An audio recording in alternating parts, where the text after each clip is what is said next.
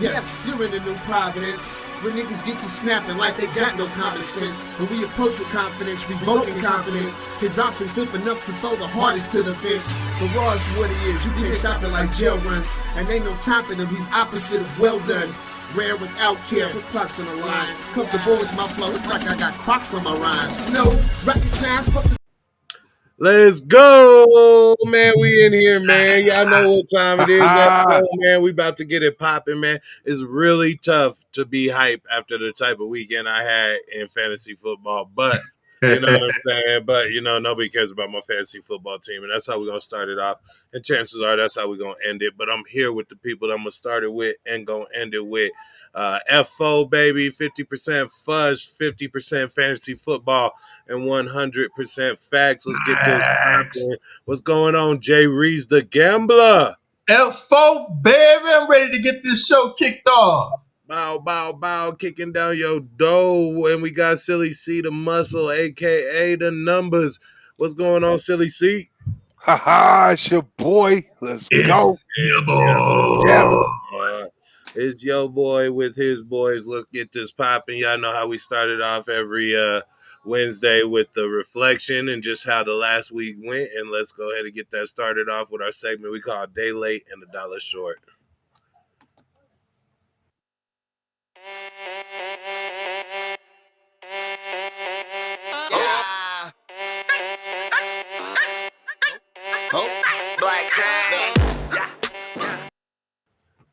All right, man. This is a show where we talk about the bets and the fantasy player and just the football takes that we were just a day late and a dollar short on. Let's go ahead and get this one started. This is the week 4 edition. Silly C, we're going to start with you, man. What bets, what fantasy players were you a day late and a dollar short on? Man, let me tell you right now, there was a lot of people out there. But Tyreek Hill at 8,000 put up 50 fantasy points. At 8,000, he definitely paid off his due. And just to go, Debo Samuel at 6,500. His game was crazy. He put up, just to kind of break it down a little bit, 8 receptions, 156 yards for 2 touchdowns. Just beast mode. Yeah, man, there was a ton of games, man, and a ton of upsets. I think the one that messed up the most of my parlays that I had going this weekend was the Tennessee Titans. Ultimately taking that fall, man. I had them grouped up because I thought that was going to be a safe play. However, it turned out to be dangerous territory because I took that lump like the Titans did, and it was a Titan of a lump, and it messed up damn near all of my parlays, kind of just throwing me into a Sunday whirlwind where I was chasing, and that's never a good spot to be. Hopefully, Jay Reeves, you got a less heartbreaking story. Jay Reeves, what was your day late and a dollar short? My guy. I was on that same train with you with the Titans, but then I started chasing. I jumped on Green Bay. I jumped on Dallas. Start parlaying them up together, getting teasers. Your boy got to rolling. Looked at my account. I was like, oh, yeah, man. I'm ready to go. Yeah. Jumped into that Sunday night game. 83% of the bread was on Tampa Bay to cover the spread. And they did not do it, my friend. I lost a whole bag of money. But I got it all back, though, with the Chargers. So I was good. Yeah, man, that Chargers game on Monday night, it's always good to see the Raiders take the lump, but it's not exciting to see all the rejoicing and rejuvenation that the Chargers are getting this week. Like I told y'all last week, I attended that Baltimore and Bronco game.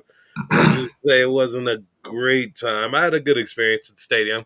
Still dope, you know what I'm saying? A lot of Bronco fans, but man, they did not make it fun for us. Marquise Brown, Lamar Jackson going over 300 yards. And I ain't going to lie, I was out the stadium by the time that last play happened. But there's been a lot of chatter about that last play. Silly C, what do you think about the back and forth between Vic Fangio and John Harbaugh? I don't know. I don't really. I think that fool Vic Fangio is going to lose his job.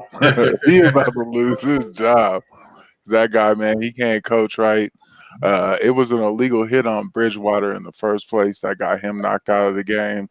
So I do understand the frustration for Fangio, but still crazy. Yeah, Fangio kind of took like the low hanging fruit and said it's a lack of respect for player safety. And with 14 players of the Baltimore Ravens on IR, Oh, Jay Reeves, do you think they're kind of mishandling their roster? Was that a lack of player safety? Because there's a lot of stuff that goes into what happened in that last play. What do you think? yeah, Baltimore has been dealing with a lot of injuries. I don't know if it's the training staff or the lack of player safety, but as far as their play goes, they were trying to get a record of 100 yards rushing, and I think they possibly tied that record. They're going to beat that record next week. And it's pretty much like, hey, Vic Fangio, you know what's coming, and you couldn't stop it all game. So that's kind of on you, buddy. Sorry. Yeah, some say it was kind of tapered down as far as the politics go. It's kind of in the unwritten rule book that the team that's behind can go for it, but once you're ahead and it's out of reach, you're supposed to kneel it. I do understand why Harbaugh went for it for a player's coach, and I kind of feel like it was a flashback to 2015 when Brady told him he was like, "Shit, well, he just needs to learn the rule book better." When they were starting offensive linemen and had them going out and they was running all those crazy formations, and he kind of just said yo, worry about your own team. And, that's going to be a drama that unfolds over the next few weeks. And the Ravens keep stacking up IR players, man, it's going to be a point of contention for everybody. But we going to keep it pushing, man. The first week we had the game show with the Who's Fits. Then the second week we had the movie. Last week we were doubling up on pod, so we didn't really do anything. But this week we kind of going to take you to the Home and Garden channel. I know we about to sell our house, man, so we just – we be watching a lot of those like Love It or Listed or Property Bros. Any of y'all watch any of those things? Jay Reeves, you watch like Property Brothers International or any of them things? No, you just be on your sports. No, actually, I will sit back and partake in Property Brothers with the wife. You know what I'm saying? Secret properties out there, You always looking into real estate. Yeah, that Love It or Listed. Cody, you ever catch yourself on HGTV? Yeah, Chip and Gain used to be my shit back in the day. But outside that, I like the Property Brothers, but yeah, the flipper one's pretty dope too, but I don't know, a lot of those, it seems like too scripted, how there's always like some problem in the commercial, but ours is going to be completely unscripted because these guys don't even know what we're doing, but we're going to take that script and flip it into a home thing and a thing we like to call flex or finesse. Let's face it, building a championship fantasy roster is like building your dream home. It's got to have a solid foundation, a great location, and all the amenities. Today, we take a look at your team and find the hidden equity in a segment we call Flex or Finesse.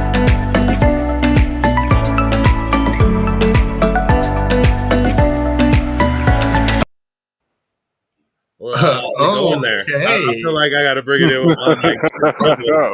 They'd be like Chipperson, you know what I'm saying? Well, whoever did that commercial got me wanting all the amenities.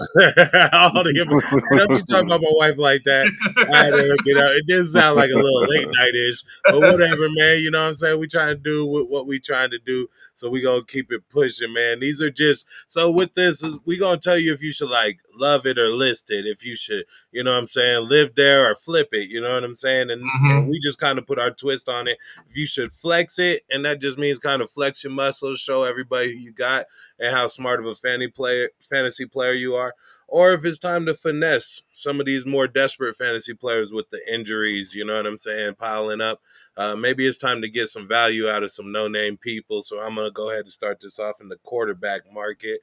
Jay Reeves and Silly C, what do you guys think about Jalen Hurts is currently third in the standard fantasy scoring? What do you guys think about him? As far as flip it, are you going to flex him or are you going to try to finesse the next man and try to flip him over?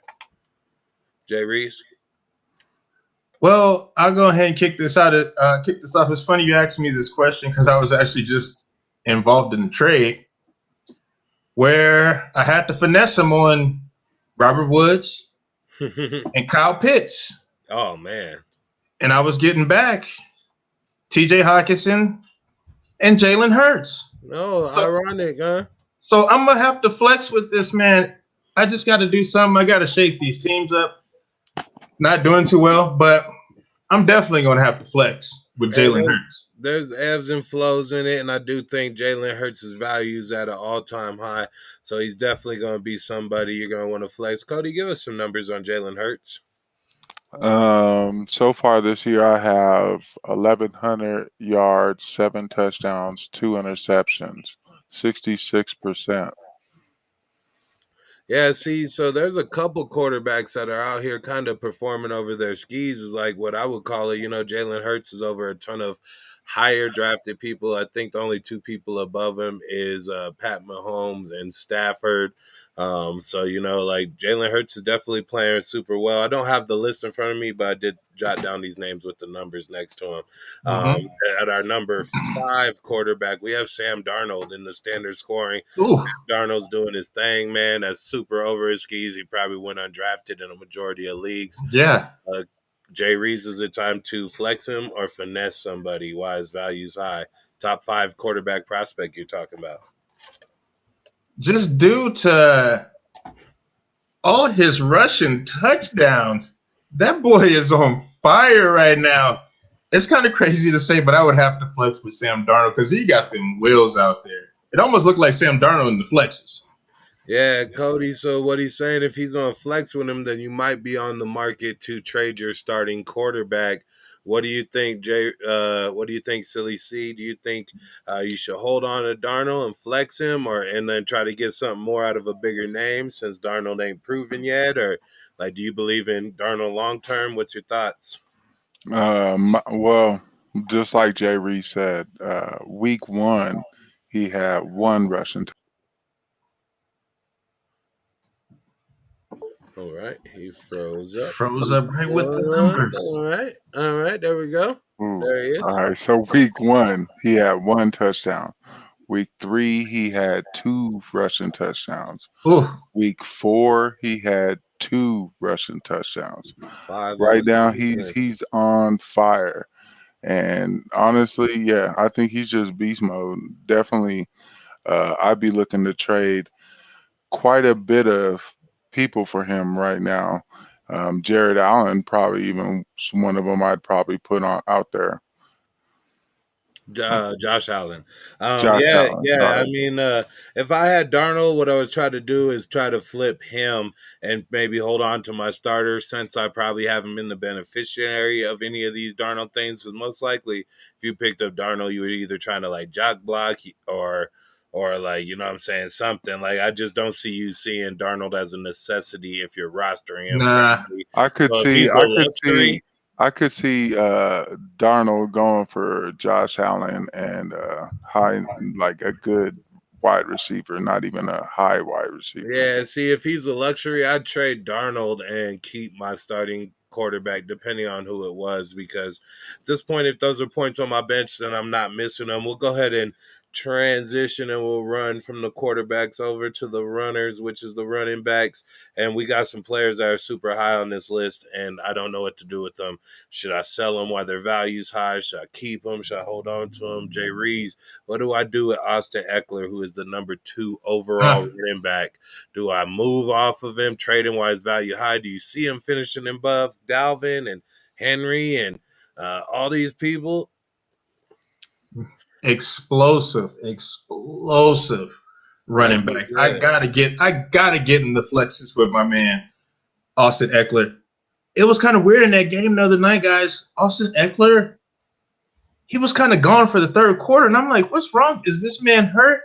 And then he just came back in and boomed in the fourth quarter, got 100 yards, had 2 touchdowns, and he missed a whole quarter. He got it done in 3 quarters. I'm hella flexing with this guy. He don't even need that many touches to get it done. We in the flexes. Yeah, man, Eckler's definitely been that dude that's getting it done, and he has a proven history of being able to get it done on limited reps because he comes from that backup role. He ain't been blessed with being a starter his whole career. He had Melvin Gordon in front of him. Silly C, do you sell while the value's high with Eckler, or do you hold on to him, stay put? I'm definitely flexing with him. I think he's a beast right now, and Chargers are unexpectedly one of the really sneaky teams look very competitive this year. They've taken out some of the hires. So, yeah, I flex him. All right, man. We gonna flex with Eckler. That was kind of a no-brainer because he was a first-round pick for many. Like, you know what I'm saying? But he is a little higher than some people expected. One thing that nobody expected was for the running back directly after him to be a former wide receiver, a former Viking, former Raider, and his name is Cordarrelle Patterson, the number 3 running back on the thing now. Jay Reese? You caught the sword of Cordell this past weekend.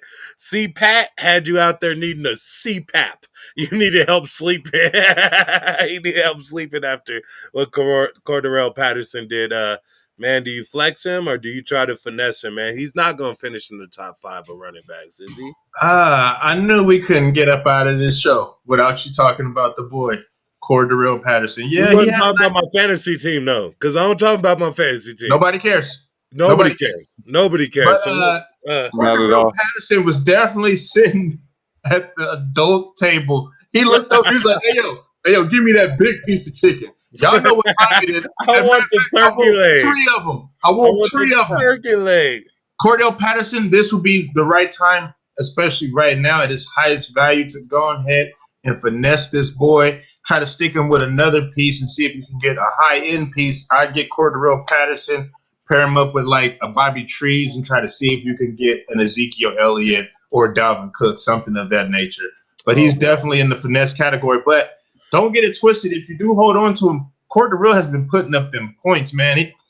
He actually out here kind of cheating because you can throw him in your running back spot when he really a wide receiver. But Cordarrelle Patterson, I gotta hit him with the finesse because he finessed me. In the words of Bill Belichick, if you're not cheating, you're not trying. Cody, let's make some trades, man. Like, so you got Patterson. Do you take Patterson and try to go after a player like Christian McCaffrey who's hurt, who might not be available, and just try to offer him instant gratification for somebody that you might have got out of free agency? Do you take him and go after David Montgomery and like a Swift or somebody with a slow start and try to get him? What do you do with Patterson? Just talk about his trade value. I don't care if you flexing or finessing him. Who do you try to finesse? How do you finesse Patterson? I think you might have to kind of go at somebody with a 1-2 punch. So I would, with Patterson, I'd probably pair him up with, like, if you have Lockett, maybe pair him up with Lockett's hot start to maybe get a Henry. If you could pair both of those up to get a Henry or maybe someone of that nature, I think that would be a really good combo and probably the best suited for you. Yeah, I mean, if you could pair Cordarrelle with Lockett, you're talking about pairing a 7th-round pick with a possibly undrafted player and making first-round moves out of it. So, yeah, everybody's in consensus. Strike while the iron is hot. We'll go on to wide receiver. The number 1 receiver in standard leagues is Cooper Kupp. What do you do with him? Do you think he'll finish in the top 5, the top 10? Do you move off him? Jay Reeves, what's your feeling? I almost kind of feel like Cooper Kupp is just having one of those special years, man. And he's actually in the flexes with Matt Stafford. So I'm definitely holding on to Cooper Kupp. The thing with him is he's got the crazy twitch. The foot movement is kind of reminding me of Doug Baldwin back in the day. Like Doug Baldwin would just juke you out right at the line of scrimmage and then just be out of there. Cooper Kupp, I'm definitely flexing with him. Definitely, and I would ask Cody about him, but I want to do a couple wide receivers. So we'll go to number 4 wide receiver, DJ Moore. In standard leagues, obviously nobody's seen that coming. He's over a lot of the other 2-letter names like DK and, you know what I'm saying, Tyreek, Ty, you know what I'm saying? Like, he's over all them. So DJ Moore at the number 4 wide receiver spot. What do you do? Do you flex him or finesse him, Silly C? Ooh. That's a very tough one. I'm right on the edge, and I know y'all gonna hate me for this, but I have to say you finesse him. Only reason being is I think a lot of his stuff is created by a lot of the pressure that people are trying to bring on to his teammate Darnold, that we were just talking about earlier. So Sam Vick. with that being said, I think as soon as they get him under control, DJ Moore is going to be out of the picture. Yeah, we might have to call Sam Darnold Sam Newton after this year. We'll go into the next receiver, which is in the next spot, the number 5 receiver of the week. I'm just going to go ahead and break down this dude because I don't think you should finesse anybody right now because his trade value probably couldn't be lower. If you were to finesse anybody, finesse him last week. I'm talking about the number 5 wide receiver, Mike Williams. He didn't have a great game last night in the Monday night game. I don't think his value is at an all-time high like it was prior to this game. So maybe hold on to him. Definitely make sure he explodes before you try to shop him. But let's go into another receiver in the top 10, Brandon Cooks at number 9, man. You got like teams, like you got players that are down there like Jefferson at like I think 15 or something. I think Diggs is at like 20 or something in standard scoring. Do you try to move off Cooks and flip him for something good, Jay Reese? I don't think you really can. Yeah. Just because you got Davis Mills out there, when Tyrod Taylor gets back, you kind of got to just sit and wait. So you're not really flexing with him. You're not really finessing anybody. You're just sitting on your hands, just trying to see if Tyrod Taylor get back. Brandon Cooks pop with that 100-yard game. Boom! Finesse him right away. Get him up out of there as quick as you can. Yeah. I think you missed out on your opportunity to finesse him. Yeah, I mean, if you don't sell high on him, just go ahead and take like fair trade value for him for a position of need. Because okay, who would you take? Who would you take right now? Like for Cooks, like freaking, let's say I needed a quarterback or something, I would possibly take like a Daniel Jones, Sam Darnold, if that was a team's second quarterback, because they're probably outscoring their number 1 quarterback, who might be A-Rod, Kyler Murray, etc. Lamar Jackson, who's like number 10 on the standard scorer list. I would try to go for a position of need, and with that, I'd probably go as deep as, like Daniel Jones. I'd probably try to go for the people that are outperforming themselves just so I get that instant gratification. What about a wide receiver? Who would you trade him straight up for a wide receiver? Cooks, I'd probably go for somebody, if I was going to trade him for a wide receiver, somebody like with AJ long-term Green value. It's only 2 weeks till Michael Thomas comes back. If you're not able to start Cooks anyways, because you're in like a league that only starts 2 wide receivers and a flex, like so you can only start 3 at the most. And I'm in one of those leagues, and I got like Ridley, AJ Brown, and Thielen, so I really can't do nothing with my other cornerbacks prior to AJ Brown, or wide receivers prior to the AJ Brown injury. In that league, I'd go after like a Michael Thomas or maybe an injured player that might be coming back, something I can get like max value out of. Jerry Jeudy, AJ Green, something like that. Win-win situation for those people, you know what I'm saying? But we'll go ahead and go into the tight ends, which is the Dallas Cowboys side of this situation. Schultz, he's the number 4 tight end. He went up. He's playing better than a lot of people that were drafted ahead of him. With that in mind, number 9 and number 10 on this list was Mark Andrews and George Kittle. So Schultz is doing really well. Do you flex him or finesse him, Jay Reese? Well, in the league of note, I'm going to have to flex him because I see him right there on the waiver wire, and he's definitely getting scooped up, just so you know. Yeah. And Dawson Knox, silly, he's at number 6 overall as tight end. Do you flex Dawson Knox or finesse him? I think you flex him right now. You keep him on your team. Yeah, and then like I said, Mark Andrews and Kittle are at 9 and 10. Do you try to go after them with any of those other players we were talking about finessing people with? Do you try to go after an underperforming Kittle or Mark Andrews, Jay Reese? Kittle's a little banged up. Mark Andrews just had, I want to say 2 out of 4 like pretty good games. You're probably not gonna be able to get Mark Andrews, but Kittle, if somebody's like desperate and they don't believe in him, I would try to go for it. I would try to go for the finesse. Definitely strike while the iron is hot. This next player is striking while he has an MVP caliber quarterback, and that's the 13th overall tight end. That's Max Williams. He went undrafted in a lot of leagues, but he's playing like he should be starting that tight end. Silly C, what say you as far as Max Williams? Well, I don't know. I don't really trust Max Williams right now.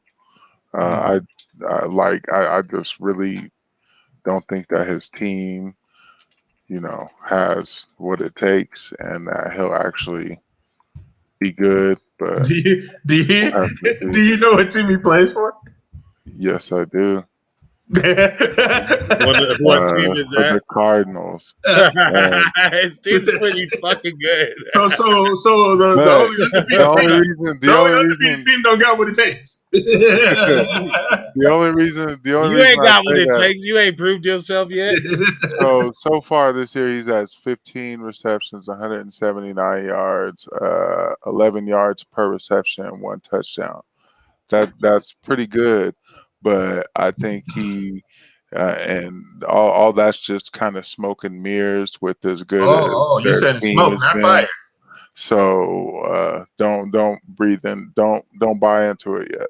Yeah, Okay, don't buy into it and don't breathe in that. And that was our Home and Garden Network segment, flexing or finessing. You know what I'm saying? We pretty much told you, should you love it? Should you list it? Should you put a lien on it? I don't know any of those other shows, but you know what I'm talking about. We flipping houses out here. That's what I'm saying. Mhm.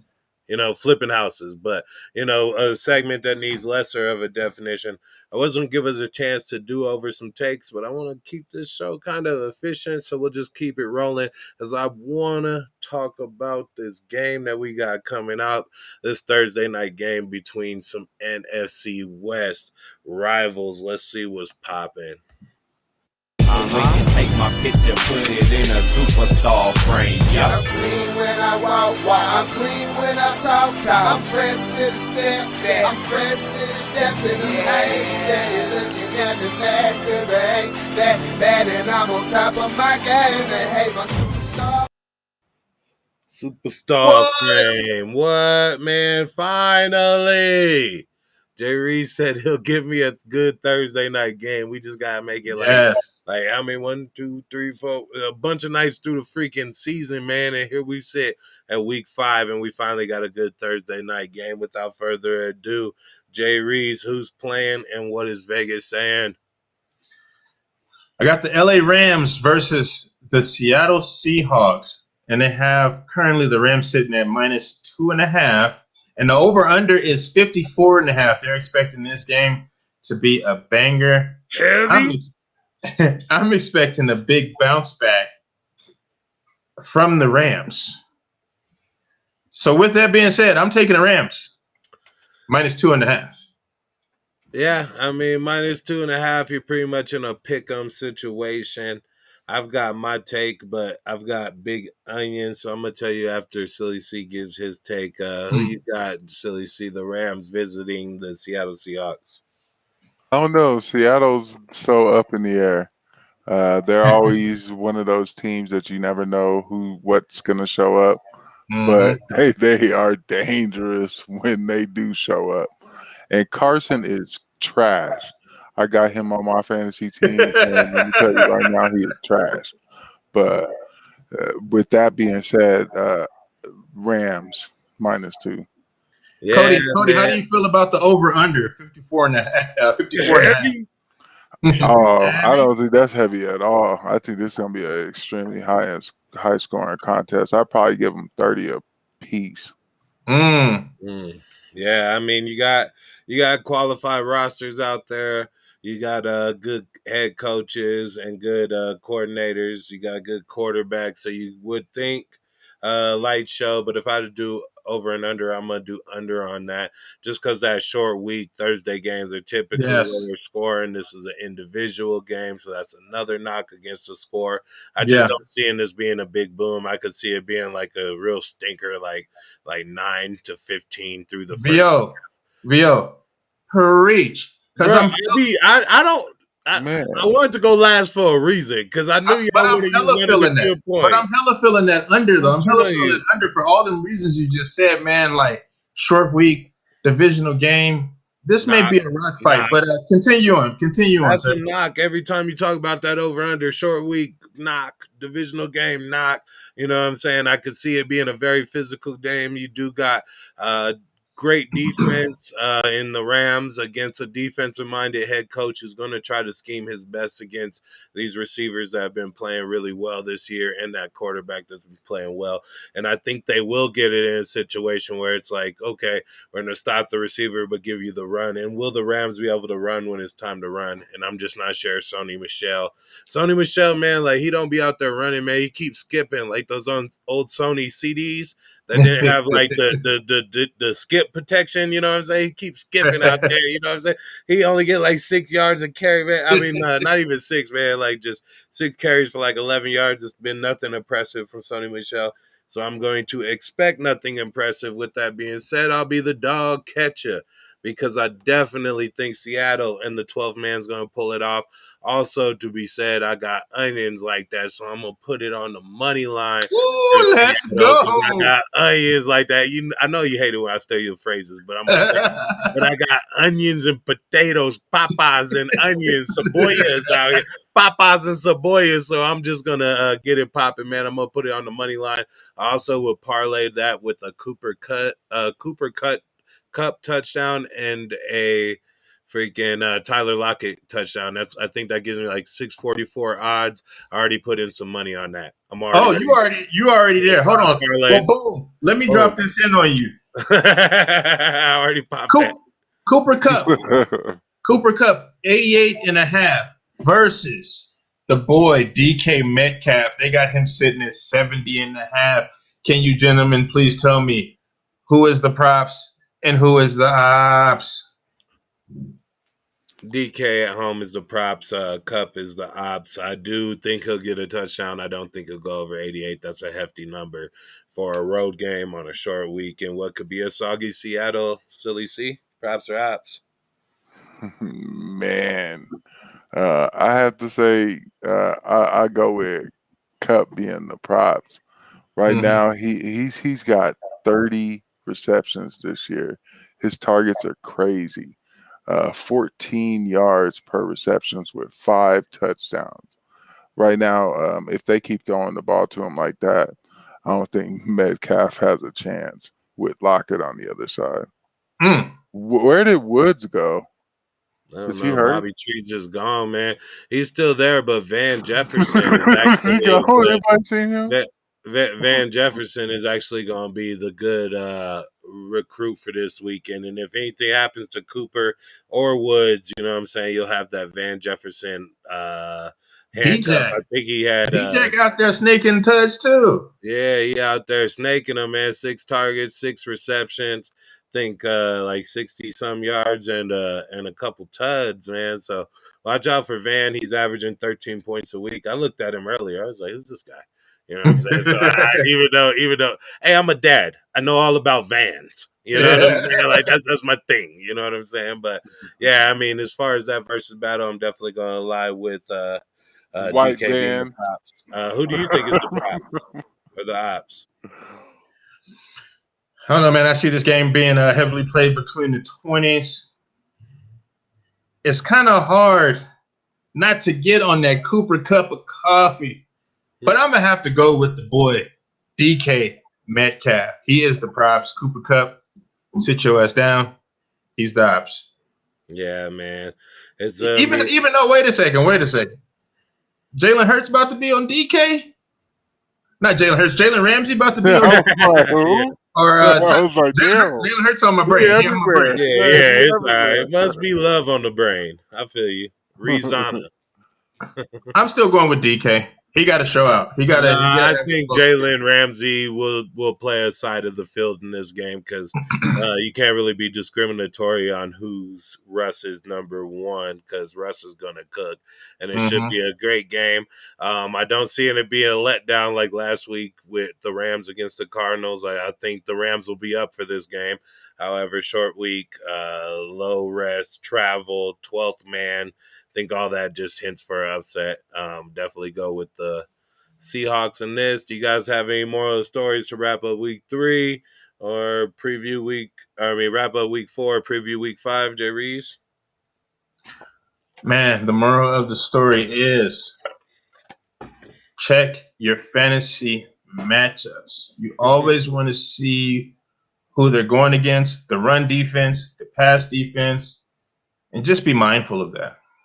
Yep, and keep that in mind, but don't ever do nothing foolish because always start your studs like you always say. I've seen some analysts talking about fade Tyreek last week because Philly was the number 1 wide receiver thing, and that didn't work out. That didn't work out at all. I know nobody would fade him in season long, but if they Didn't get him in DFS. He was worth every penny. Silly C was the moral story of week 4 going into week 5.